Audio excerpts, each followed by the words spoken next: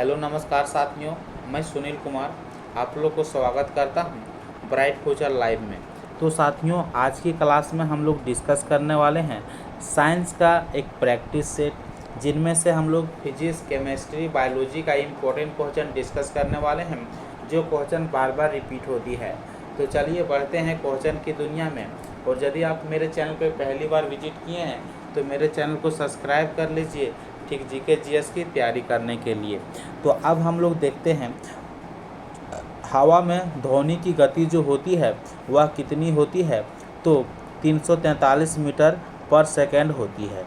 ठीक, यदि हम लोग बात करेंगे किलोमीटर में तो 1235 किलोमीटर प्रति घंटा की रफ्तार से हवा में ध्वनि की गति होती है। यही हम लोग बात करेंगे कि हवा में जो ध्वनि की गति जो होती है वह किस पर निर्भर करती है। तो तापमान पर निर्भर करती है। ठीक है, तो 0 डिग्री सेल्सियस पर ध्वनि की गति जो होती है वह 331 मीटर पर सेकेंड होती है। तो ऑप्शन नंबर ए इसका सही आंसर हो जाती है। तो ठीक इसीलिए कि ध्वनि की गति जब तापमान पर निर्भर करती है तो ध्वनि की गति बढ़ने पर तापमान क्या होती है, बढ़ती है। क्वेश्चन ए भी पूछा जाता है। अगला क्वेश्चन है, मानव शरीर का सामान्य तापमान जो होती है वह कितना होती है। तो मानव शरीर का सामान्य तापमान जो होती है 310 केल्विन होती है।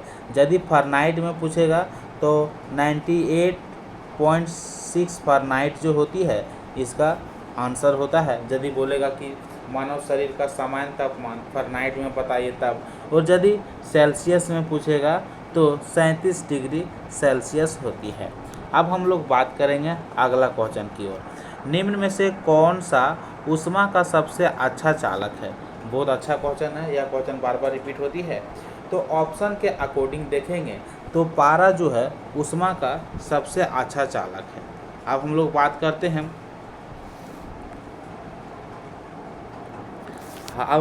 करते हैं कि ऊष्मा का सबसे अच्छा चालक कौन होता है विदाउट ऑप्शन।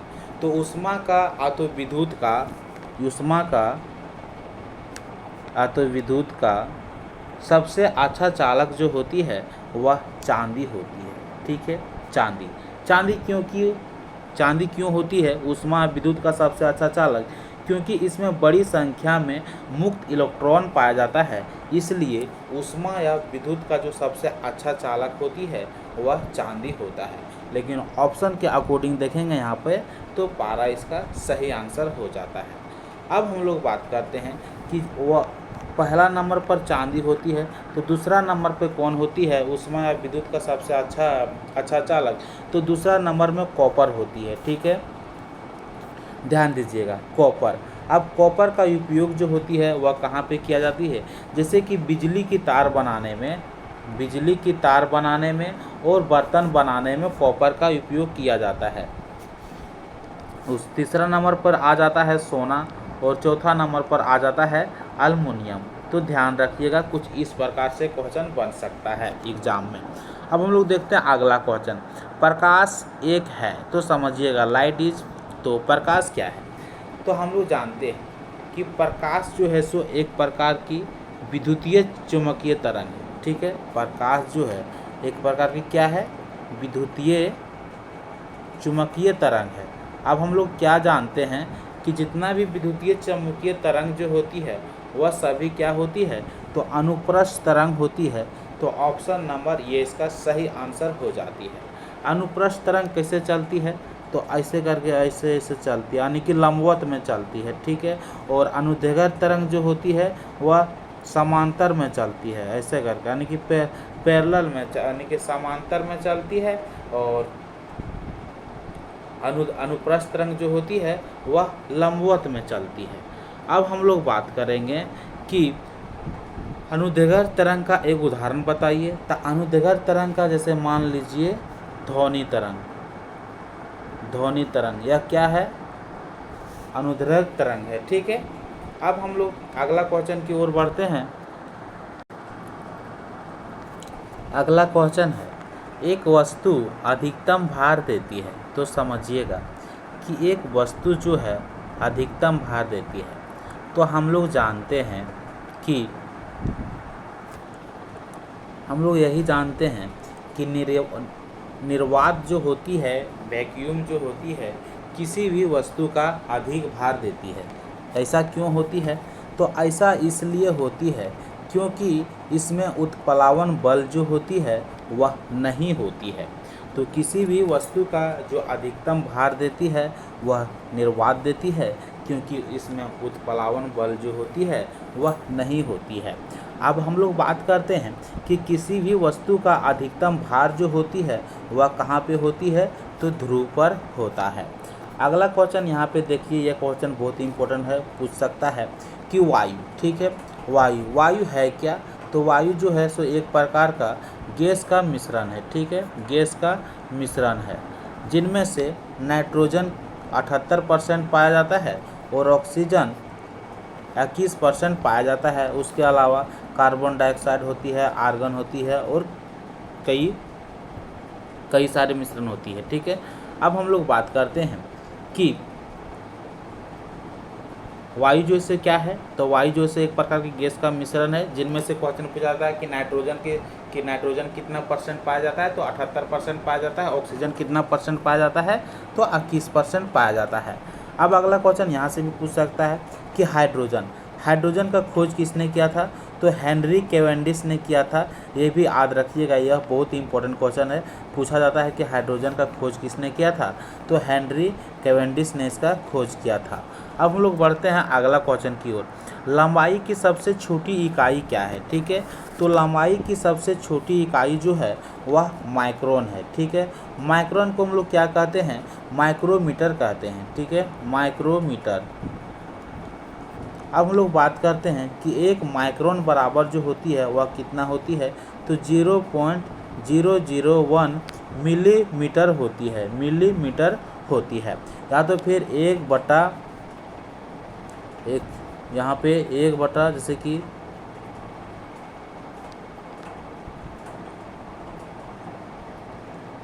1/10 लाख मीटर होती है। यह भी पूछ सकता है, यह भी पूछ सकता है, जो भी पूछेगा आपको ध्यान रखना है। अब यहाँ से ये भी तो भी पूछ सकता है कि नैनोमीटर, तो 10⁻⁹ मीटर जो होती है उसे हम लोग नैनोमीटर कहते हैं, और 10⁻10 मीटर जो होती है उसे हम लोग एंगस्ट्रॉम के नाम से जानते हैं। अब अगला क्वेश्चन क्या है? एक हीटर में तार जो होती है वह किस चीज़ से बनी होती है? तो एक हीटर में तार जो होती है वह नाइक्रोम से बनी होती है। अब समझिएगा कि नाइक्रोम से बनी होती है, तो नाइक्रोम धातु जो होती है वह क्या होती है? तो मिश्र धातु होती है। क्वेश्चन यह पूछा जाता है कि नाइक्रोम क्या होती है? तो एक प्रकार की मिश्र धातु होती है, ठीक है। यहाँ से क्वेश्चन पूछा जाता है कि किसमें जो नाइक्रोम जो होती है उसमें क्या क्या मिलावट रहती है? तो निकल और क्रोमियम दोनों मिलावट रहती है, दोनों से मिलकर बनता है। अब हम लोग बात करते हैं यहाँ से अगला क्वेश्चन आ सकता है टंगस्टन से, ठीक है। टंगस्टन क्या होती है? तो टंगस्टन का गलनांक और तापमान जो होती है, जितना भी धातु है उन सभी धातुओं में से अधिक और ऊंच होती है, तापमान ऊंच होती है, गलनांक भी अधिक होती है। तो क्वेश्चन ये भी पूछ सकता है कि टंगस्टन का गलनांक जो होती है वो कितना होती है? तो 3422 डिग्री सेल्सियस होती है, और फahrenheit में पूछेगा तो 6192 डिग्री फahrenheit होती है। तो ध्यान रखिएगा। अब हम लोग ये भी क्वेश्चन देख सकता है कि कभी कभी पूछ लिया जाता है कि तांबा, कॉपर की परमाणु संख्या जो होती है सो कितना होता है, और आयरन की परमाणु संख्या जो कितना होता है? तो 26 होता है। ये भी कभी कभी पूछ लिया जाता है। अब हम लोग बढ़ते हैं अगला क्वेश्चन की ओर। अगला क्वेश्चन है गुरुत्वाकर्षण सिद्धांत किसने दिया था? तो गुरुत्वाकर्षण का सिद्धांत जो दिया था वह किसने दिया था? तो न्यूटन ने, यानी कि आइजैक न्यूटन ने दिया था। अब हम लोग बात करते हैं चार्ल्स बेबेज के बारे में। चार्ल्स बेबेज, तो यह क्या दिया था? तो श्रम विभाजन के सिद्धांत दिया था, ठीक है, ये भी ध्यान रखिएगा, श्रम विभाजन के सिद्धांत दिया था। अब हम लोग बढ़ते हैं अगला क्वेश्चन की ओर। अगला क्वेश्चन क्या है? पोजिट्रॉन का आविष्कारक कौन थे? ठीक है, तो पोजिट्रॉन का आविष्कारक जो थे वह कौन थे? तो एडरसन था। ध्यान रखिएगा, कौन था? एडरसन था। और कब कब आविष्कार किया था? तो 1932 में आविष्कार किया था। अब हम लोग यहाँ क्वेश्चन पूछ सकता है कि रदरफोर्ड क्या किया था? तो इसने प्रोटॉन की खोज किया था, या तो फिर परमाणु के नाभिक की खोज किसने किया था? तो रदरफोर्ड ने किया था। जे थॉमसन क्या किया था? तो इसने इलेक्ट्रॉन का खोज किया था। इलेक्ट्रॉन का खोज किसने किया था? जे थॉमसन किया था। अगला क्वेश्चन आ सकता है यहाँ पे चैडविक से, ठीक है। चैडविक क्या किया था? तो चैडविक न्यूट्रॉन का खोज किया था, ध्यान रखिएगा। अगला क्वेश्चन है क्यूरी किसकी इकाई है? तो क्यूरी जो है वह रेडियोधर्मिता की इकाई है। यह भी इसका सही आंसर हो गया। अब हम लोग बढ़ते हैं तापमान। तो तापमान का जो एसआई मात्रक जो होती है वह क्या होती है? तो केल्विन होती है। ऊष्मा का एसआई मात्रक क्या होती है? तो जूल होती है। ऊष्मा और ऊर्जा का एसआई मात्रक जूल होती है। सापेक्ष आर्द्रता जो होती है वह किसके द्वारा मापी जाती है?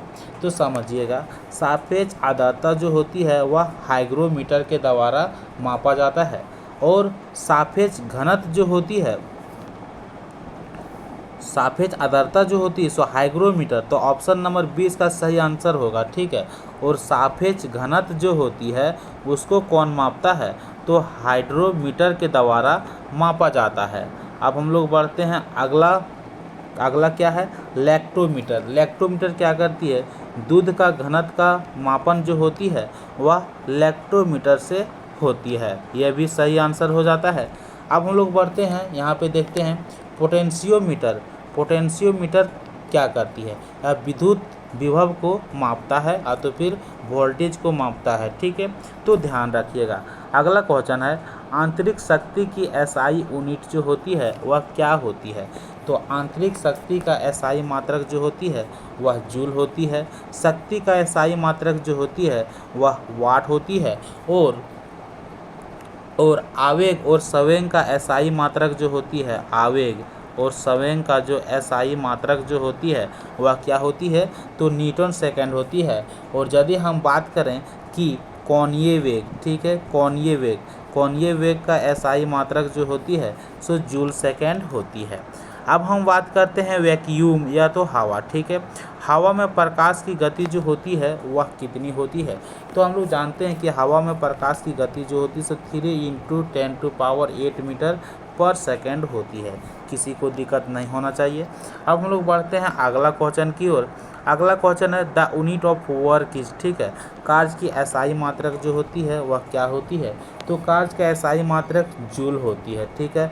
अब बल का एसआई मात्रक जो होती है सो न्यूटन होती है। लेकिन बल का एसआई मात्रक सीजीएस पद्धति में जो होती है वह डाइन होती है, ठीक है। तो 1 न्यूटन बराबर 10⁵ डाइन होता है। तो याद रखिएगा, क्वेश्चन पूछा जाता है। और शक्ति की एसआई मात्रक जो होती है क्या होती है? वाट होती है। अगला क्वेश्चन है 1 किलोग्राम राशि का वजन जो होती है वह कितना होती है? तो 1 किलोग्राम राशि का वजन जो होती है सो 9.8 न्यूटन होता है, ध्यान रखिएगा। तो इस प्रकार से कुछ क्वेश्चन था, 15 क्वेश्चन को हम लोग डिस्कस किए। अब हम लोग मिलते हैं नेक्स्ट वीडियो में।